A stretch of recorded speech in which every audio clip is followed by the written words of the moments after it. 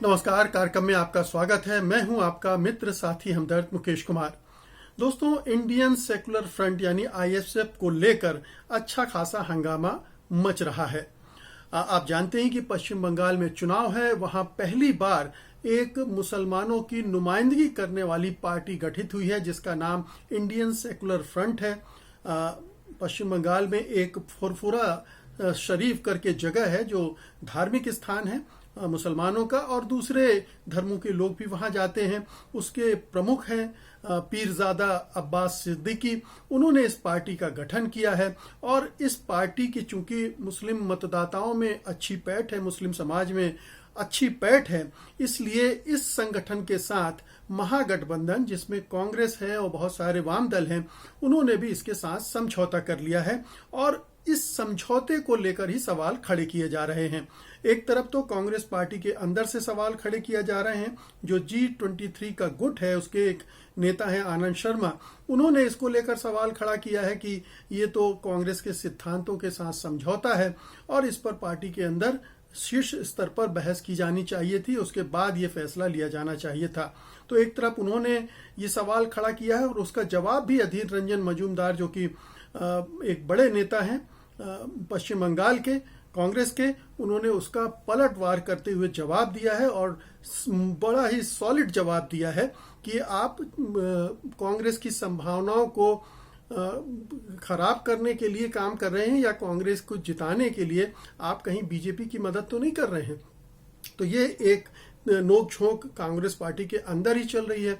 दूसरी तरफ बहुत सारे ऐसे लोग हैं जो वाम दलों द्वारा इस तरह के मुस्लिम संगठन के साथ मेलजोल करने को धर्मनिरपेक्षता के साथ एक तरह का समझौता मान रहे हैं, और एक तरफ भारतीय जनता पार्टी है जो हमेशा ऐसे मसले और ऐसी पार्टियों को टारगेट करते रहती है और दूसरे दलों को डिस्क्रेडिट करने के लिए, बदनाम करने के लिए इस तरह के मुद्दे उसे बहुत सुहाते हैं, बहुत पसंद आते हैं कि अगर आईएसएफ महागठबंधन का हिस्सा बन जाएगा तो वो पूरे महागठबंधन को ब्रांड कर सकेगी कि ये प्रो मुस्लिम गठबंधन है, ये एक सांप्रदायिक पार्टी से के साथ चलने वाला गठबंधन है और इससे वो जो हिंदुओं का ध्रुवीकरण है उसको करने में उसको कामयाबी मिल सकती है, सफलता मिल सकती है। तो ये तमाम तरह की चीजें हैं जो कि पश्चिम बंगाल के चुनाव में उठ खड़ी हुई हैं। अब पहले थोड़ा सा आईएसएफ के बारे में बता दें। इंडियन सेकुलर फ्रंट ये एक पार्टी है पश्चिम बंगाल में पहली बार, जैसा मैंने बताया, कि मुस्लिम मतदाताओं की नुमाइंदगी करने वाली पार्टी उठकर खड़ी हुई है। ये फुरफुरा शरीफ एक जगह है जो कि धार्मिक स्थल है मुसलमानों का, और दूसरे धर्मों के लोग भी यहाँ पर इबादत करने आते हैं, मन्नतें मांगने आते हैं, और इसका एक अपना एक प्रभाव है उस पूरे क्षेत्र में।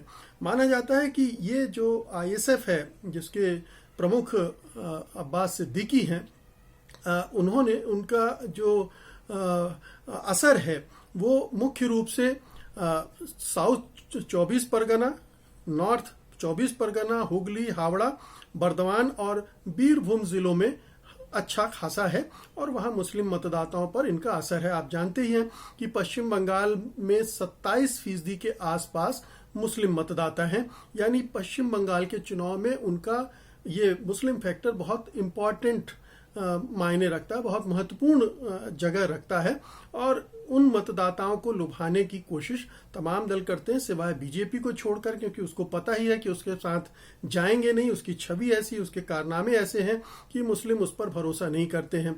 पहले ये जो मतदाता थे वो वाम दलों के साथ हुआ करते थे और उनके बल पर वाम दलों का एक अच्छा आधार था। 34 साल तक उन्होंने शासन किया, हालांकि केवल मुस्लिमों के समर्थन के बल पर नहीं बल्कि उनकी पैठ गरीब, आदिवासियों, किसानों, मजदूरों, उन सब में थी।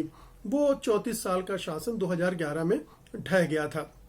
तब से टीएमसी ने मुस्लिम मतदाताओं को अपने से जोड़ दिया और फिर उसकी जीत का सिलसिला चल रहा है, जो इस बार ऐसा लगता है कि उसको चुनौती मिल रही है, क्योंकि अब तीसरा मोर्चा खड़ा हो गया है और तीसरा मोर्चा ज्यादा आक्रामक ढंग से बीजेपी का मुकाबला कर रहा है।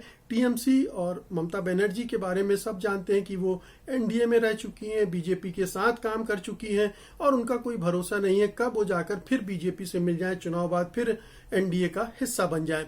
इसलिए ये एक मौका है महागठबंधन के लिए जब मुस्लिम मतदाताओं को जोड़ सके। अब राज्य की जो मुस्लिम राजनीति है उसमें पिछले कुछ समय में कुछ और बदलाव आए हैं। जैसे जो असदुद्दीन ओवैसी साहब हैं उनकी पार्टी भी उस चुनाव मैदान में कूद रही है। बिहार में वो कूदी थी और 5 सीटें जीतने में कामयाब हो गई थी और तब से उसके हौसले बुलंद हो गए हैं। और ओवैसी साहब फुरफुरा शरीफ के अब्बास सिद्दीकी से भी मिले थे, उनके साथ भी वो गठबंधन करने की कोशिश कर रहे थे ताकि मुसलमानों के वोटों को एकजुट किया जा सके और उसके बल पर अपनी ताकत बढ़ाई जा सके। लेकिन कोई भी मुस्लिम नेता जो राजनीति को ठीक ढंग से समझता है और वो चाहता है कि बीजेपी और उसके हिंदुत्ववाद को काउंटर करना है, तो अगर वो मुस्लिम आधारित संगठन या पार्टी लेकर चलेगा तो उसकी एक सीमा है, क्योंकि उन मुस्लिम मतदाताओं का प्रभाव कुछ ही चुनाव क्षेत्रों में है। पश्चिम बंगाल की 50-60 सीटों में वो एक ऐसी हैसियत रखते हैं जहां जनादेश को प्रभावित कर सकते हैं, परिणामों को प्रभावित कर सकते हैं, लेकिन बाकी जगह नहीं है। और ऐसे ध्रुवीकरण जो बीजेपी कर रही है उसमें तो और भी नुकसान हो सकता है। तो उस लिहाज से फुरफुरा शरीफ के अब्बास सिद्दीकी ने आईएसएफ बनाकर एक समझदारी वाला काम किया। और ये आईएसएफ केवल मुसलमानों का संगठन नहीं है, उसमें उन्होंने दलितों को भी जोड़ा है, आदिवासियों को भी जोड़ा है। इसमें उनके भाई नौशाद जो हैं वो पार्टी के चेयरमैन हैं। साइमल सोरेन इस पार्टी के ट्राइबल मेंबर हैं और वो इसके अध्यक्ष भी हैं पार्टी को। तो उन्होंने आदिवासी समुदाय से भी लोगों को जोड़ा है। तो वो कमोबेश धार्मिक आधार के तौर पर अपनी पार्टी को प्रस्तुत नहीं कर रहे हैं।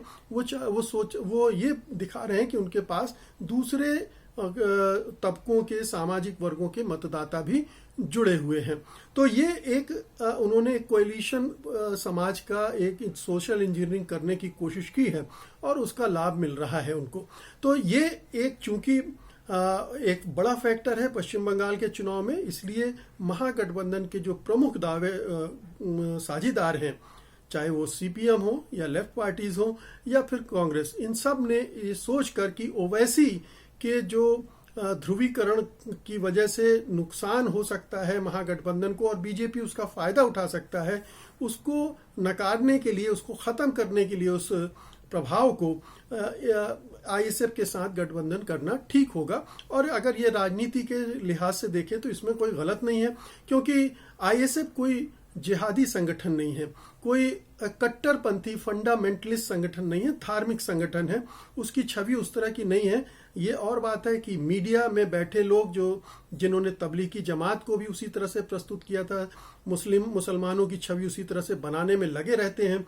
और बीजेपी तो सारे मुसलमानों को देशद्रोही भी मानती है। तो ऐसे में एक दुष्प्रचार अभियान जरूर चलेगा और चलाया जा रहा है कि आईएसएफ जो है वो एक सांप्रदायिक संगठन है, जबकि बीजेपी तो बहुत बड़ा सांप्रदायिक संगठन है। उसका पूरा एजेंडा ही संप्रदाय पर आधारित है। उसकी पूरी पॉलिसीज, उसका पूरी विचारधारा और पूरे लक्ष्य और साथ में उनकी जो भाषा है वो पूरी सांप्रदायिकता से सराबोर रहती है। तो एक सांप्रदायिकता का सिरमौर दूसरी किसी पार्टी को ये इस तरह से इशारा करे तो ये बात जमती नहीं है। बहरहाल आईएसएफ इस चुनाव में इस तरह का रोल निभाना चाहता है और उसका इन पार्टियों के साथ गठबंधन हो चुका है। ये जरूर है कि सीटों के बंटवारे को लेकर अभी बातचीत चल रही है। 30 सीटें मांगी थी आईएसएफ ने, घटकर अभी ऐसा लगता है कि 10 से 15 सीटों के बीच में कोई समझौता हो जाएगा। 8 सीटों का फैसला हो चुका है, कुछ सीटों के बारे में बातचीत चल रही है। नंदीग्राम की सीट भी आईएसएफ ने मांगी थी, शायद उसको मिल जाएगी। नंदीग्राम से आप जानते हैं शुभेंदु अधिकारी के खिलाफ ममता बनर्जी ने चुनाव लड़ने का ऐलान किया है, तो अब ये वहां भी चुनाव लड़ना चाहते हैं। इसमें उस सीट पर चूंकि कोई ऐसा उम्मीद नहीं है महागठबंधन को, कोई ऐसा कैंडिडेट नहीं है उनके पास, तो ये सीट उनको देने में कोई दिक्कत पेश नहीं आएगी। तो ये आईएसएफ अपनी इस भूमिका को इस चुनाव में इस तरह से प्रस्तुत कर रहा है और आगे चलकर जाहिर है कि धीरे धीरे उसका प्रभाव भी बढ़ सकता है।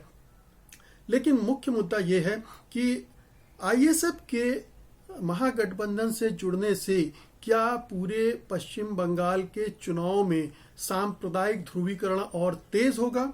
उसका फायदा क्या बीजेपी को मिलेगा या महागठबंधन को मिलेगा या तृणमूल कांग्रेस को मिलेगा?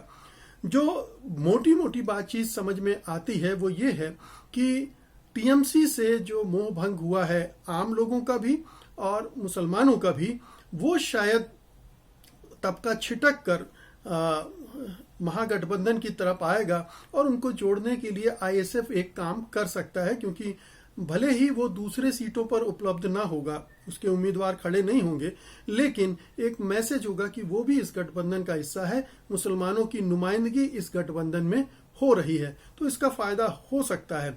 दूसरी तरफ बीजेपी पूरी कोशिश करेगी कि महागठबंधन को एक ऐसे गठबंधन के रूप में पेंट करे जो कि सांप्रदायिक दल के साथ समझौता कर रहा है, उसके साथ मिलकर चुनाव लड़ रहा है। तो ये एक नुकसान, एक खतरा महागठबंधन के लिए है। लेकिन ये बात, इस बात को कैसे डील करता है महागठबंधन, कैसे बीजेपी के इस दुष्प्रचार की काट करता है, इस पर निर्भर करेगा। लेकिन महागठबंधन को फायदा ये जरूर होने जा रहा है कि उसका जो वोट पेस है, जो बहुत पिछले 2 चुनाव में बहुत पीछे चला गया था, नीचे चला गया था, खासतौर से लोकसभा इलेक्शन के दौरान बहुत कम हो गया था, करीब 11-12% रह गया है, उसको बढ़ाने में ये आईएसएफ मददगार साबित हो सकता है। तो एक दांव है, एक जुआ भी खेला गया है और इसका नतीजा तो अब चुनाव के परिणामों से ही पता चलेगा। लेकिन अपने गठबंधन के आधार को जनाधार चौड़ा करने को के प्रयास में महागठबंधन ने ये एक काम किया है और ये दोनों तरफ से साबित हो सकता है, फायदेमंद भी और नुकसानदेह भी। डिपेंड करता है कि महागठबंधन इस प्रश्न को जनता के सम्मुख कैसे ले जा सकता है, क्या उनको वो समझा सकता है कि इस छोटी सी पार्टी से कम्युनलिज्म का उतना बड़ा खतरा नहीं है जितना बीजेपी से है, जो कि पूरी पार्टी ही सांप्रदायिक रंग में रंगी हुई है, पूरे चुनाव में सांप्रदायिक एजेंडा के साथ काम कर रही है। अभी योगी आदित्यनाथ भी गए तो उन्होंने भी केवल और केवल सांप्रदायिकता भड़काने वाली बातें की, और उसके पहले भी तमाम दिलीप घोष से लेकर तथागत और अमित शाह, जेपी नड्डा वगैरह, कैलाश विजयवर्गीय, सबकी भाषा में आप सांप्रदायिकता का और सांप्रदायिक आधार पर ध्रुवीकरण का एजेंडा देख सकते हैं। तो ये मैसेज बंगला जनता को, बंगालियों को समझ में आएगी कि नहीं कि बांग्ला अस्मिता, बांग्ला की पहचान, बांग्ला की संस्कृति को इस एग्रेसिव हिंदुत्ववाद से बड़ा खतरा है, और उसको रोकने के लिए अगर आईएसएफ जैसे किसी छोटे से दल का सहयोग लिया जाता है तो उसमें कोई बुराई नहीं है। ये अगर मैसेज वो डिलीवर करने में सफल हो गया तब तो उसको फायदा होगा, और अगर बीजेपी इसके उलट कामयाब हो गई तो फिर नुकसान ही नुकसान है। तो दोस्तों, ये थी मेरी आज की रिपोर्ट। उम्मीद है कि आपने इसे पसंद किया होगा और आप इसे लाइक करेंगे और बड़े पैमाने पर शेयर भी करेंगे। अब मुझे अनुमति दीजिए। नमस्कार। सत्य हिंदी का ऐप डाउनलोड करें गूगल प्ले स्टोर पर।